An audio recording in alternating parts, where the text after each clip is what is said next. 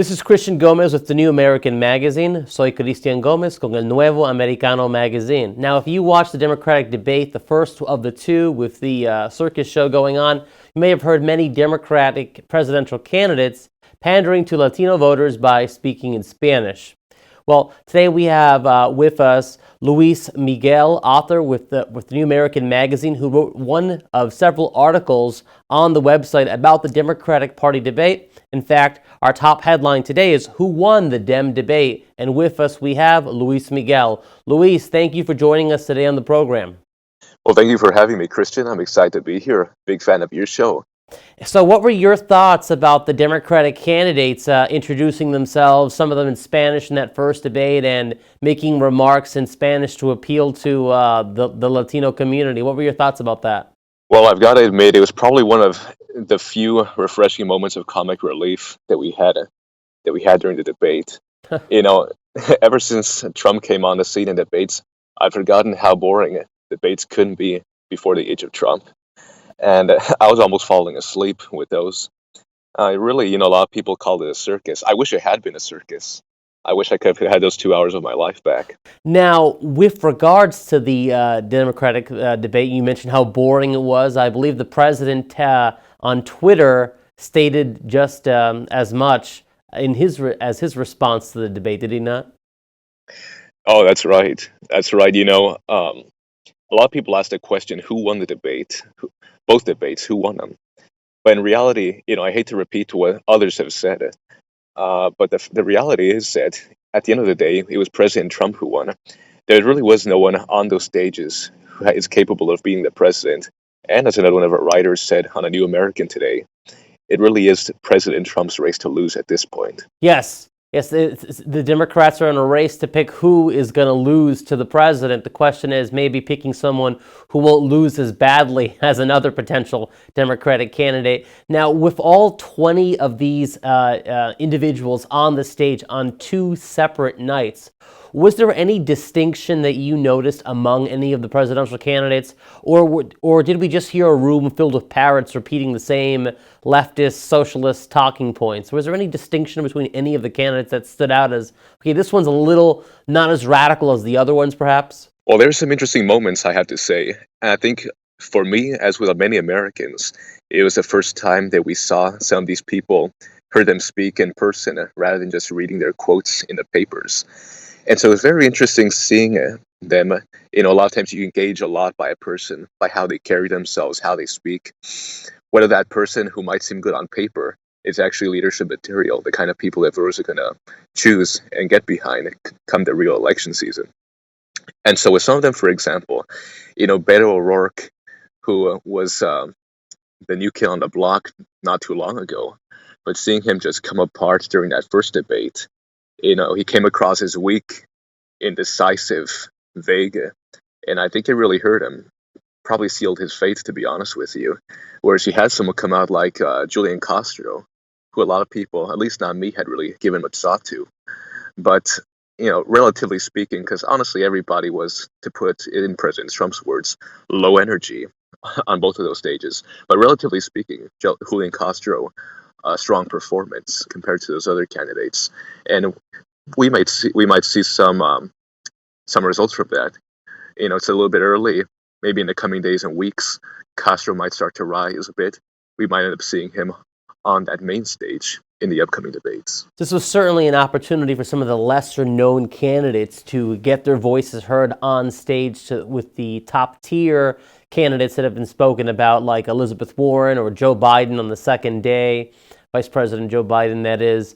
Now, did some of the more well-known Democratic candidates live up to the hype that the media was sort of giving them at the debate? For example, we got to hear from Bernie Sanders. We got to hear from Vice President Biden.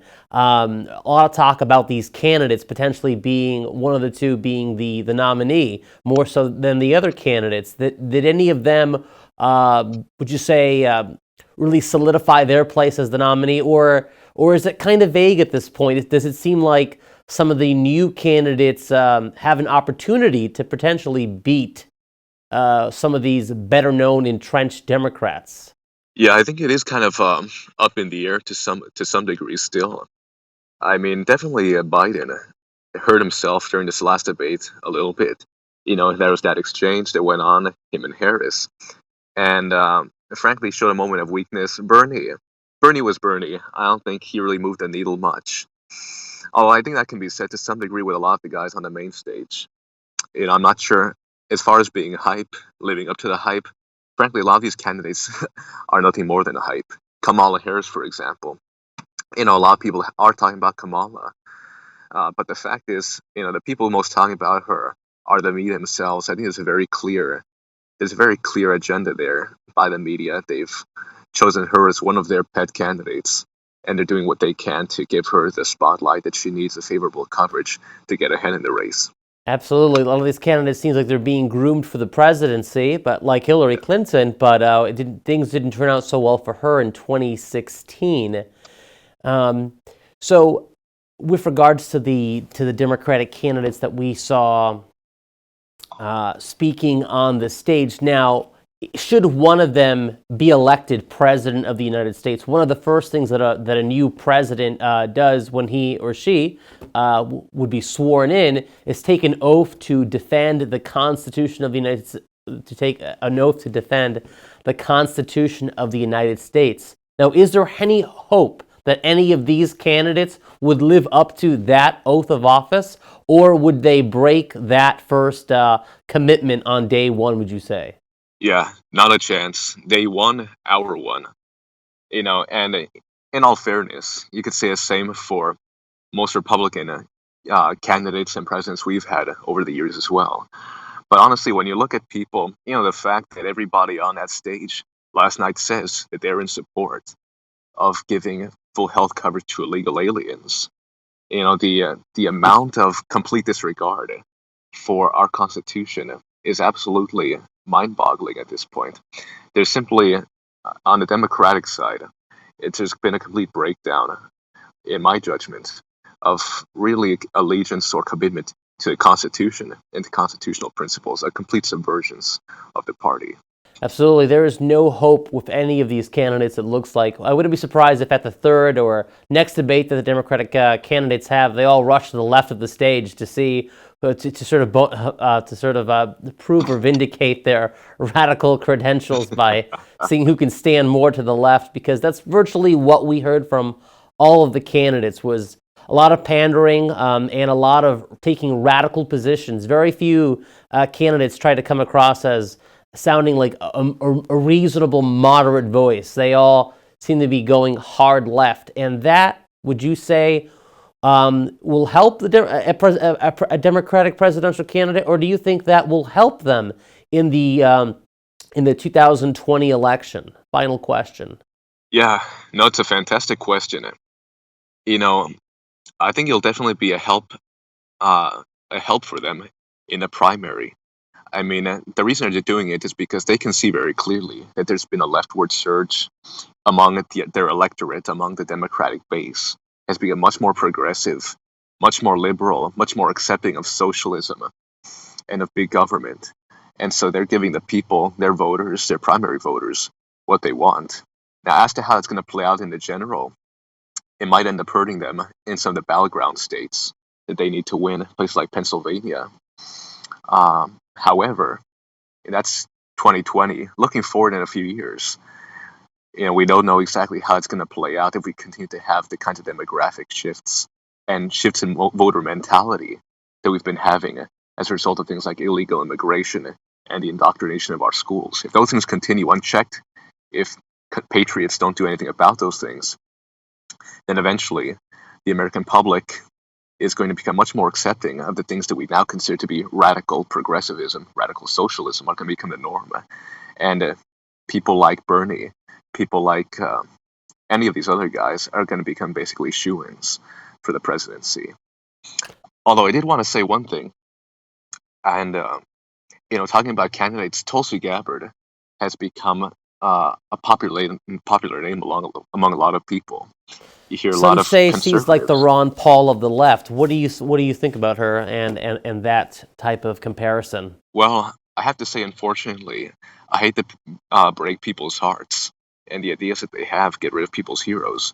But I have to say I'm very highly skeptical of Tulsi Gabbard. Not that she has a great chance of becoming president, at least in this cycle anyway. A lot of people on the right, in my judgment, are overestimating her ability. You see people talking up that she would poll well in Drudge Report poll, Washington Examiner poll.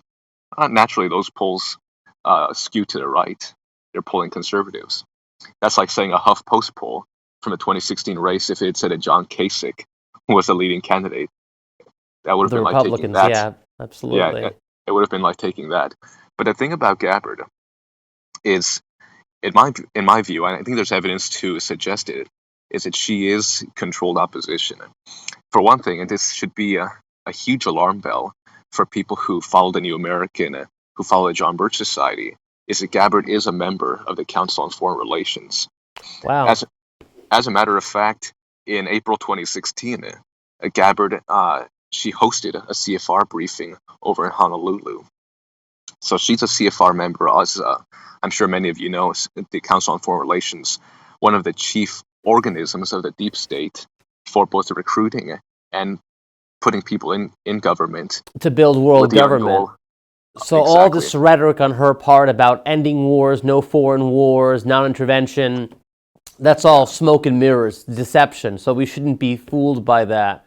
So of all these 20 candidates that are running for the presidency, we should keep our eyes on her campaign then and see how she's exactly being used by the deep state and what role she may fit in a future Democratic presidential administration. Even if she doesn't get the nomination, even if a Democrat doesn't win in 2020, but another Democrat wins sometime in the future, she may play a role that we should be keeping our eyes on, you think? Absolutely. I think we really need to keep our eyes on her. I don't know what exactly, but they plan on using her at some point. That's why they're kind of elevating her in this way. An important thing to keep in mind is that although she proclaims to be anti-war, non-interventionist, but it isn't only by war and conquest that a world government or new world order can be established. A lot of times, and they've discovered, the powers that be have discovered, that peace and a desire for peace are much more effective for establishing this. I mean, that's the foundation of the United Nations, is that the world was sick of wars, 2 world wars. So they sold them on this message that if you create a world government through the United Nations, and we're going to eliminate warfare, we're going to have peace. There's a famous quote, a famous quote that's well known among New American readers from the CFR's own magazine, Foreign Affairs. I've got the quote right here from one of their magazine issues.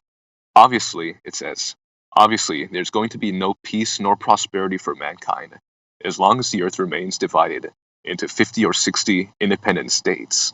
The real problem today is that of world government. So they want world government, and they want to eliminate the division among countries, nations. They want to get rid of that.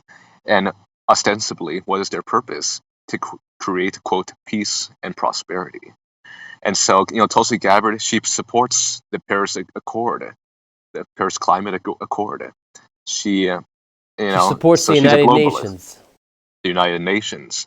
And so, in other words, she may say that she's against globalism from the perspective of war and, conquering other countries, going in there without congressional authorization, but she still ends up supporting globalism and the creation of empire through other means, through international treaties, world government, etc. So eventually it all turns out to be the same thing, simply by another method. Absolutely. There's no true anti-war candidate unless that anti-war candidate is in favor of getting us out of the United Nations, as was the case with Ron Paul's presidential candidacy in 2008 and 2012. Well, this is all the time we have today on the program. You heard it from Luis Miguel today himself. Keep your eyes on Tulsi Gabbard and her potential future in the Democratic Party as she runs for the presidency this time around. Also, be sure to follow us on thenewamerican.com where you can find Luis Miguel's articles, and also follow us on YouTube and Facebook and Twitter. Thank you.